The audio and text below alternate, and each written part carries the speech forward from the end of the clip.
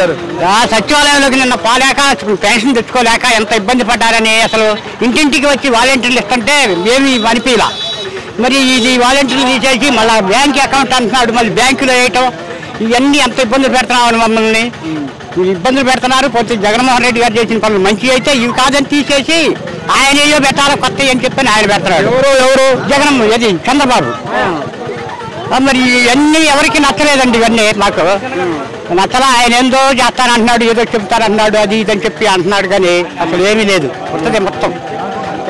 గారు ఇప్పుడు అటు చూస్తే మొండి టెండర్లు కదా, ఇప్పుడు మీరు బ్యాంక్ కాడ ఏమన్నా మీకు అసలు వస్తారేమన్నా కల్పిస్తున్నారా? అసలు ఎలా ఉంటుంది? లేదండి, ముందస్తు చర్యలు ఏమైనా తీసుకోవాలి బ్యాంక్ కాడ? ఏమి లేదు. ముందు సీరియల్లో నుంచోటమే. సీరియల్లో నుంచుంటే వాళ్ళు ఎప్పుడుకో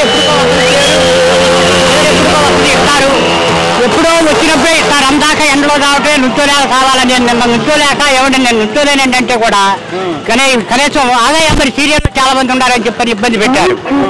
ఇబ్బంది పెడితే నేను నుంచొని ఏం చేస్తా, కాళ్ళు నొప్పి వచ్చి ఆ కాళ్ళు లేదా నుంచొని ఇబ్బంది పడి తెచ్చుకున్నా. ఇక మరి ఇప్పుడు ఈసారి మరి నాకు ఓటేసి గెలిపించిన వాలంటీర్లు నేను ఉంచుతాను, ఆ 10,000 ఇస్తే వాలంటీర్ల చేత మీకు 4,000 పింఛన్ ఇస్తాను చంద్రబాబు నాయుడు. ఉత్తమాటలే అవన్నీ ఉత్తమాటలే జరిగాయి కదా. అయ్యి 2014లో ఎన్ని హామీలు పెట్టాడు, ఎన్ని హామీలు చేశాడు? ఆ హామీ ఒక్కటన్నా అమలు పట్టాడా? అమలు ఒక్కటన్నా చేశాడా? ఏమీ చేయలేదుగా. మీరు ఇప్పుడు మళ్ళీ నేను వాలంటీర్లు 10,000 ఇస్తాను, మీకు 4,000 పెన్షన్ ఇస్తాను, మీ ఇంటికే పంపిస్తాను అంటే ఇవన్నీ నమ్మే మాటలేనా?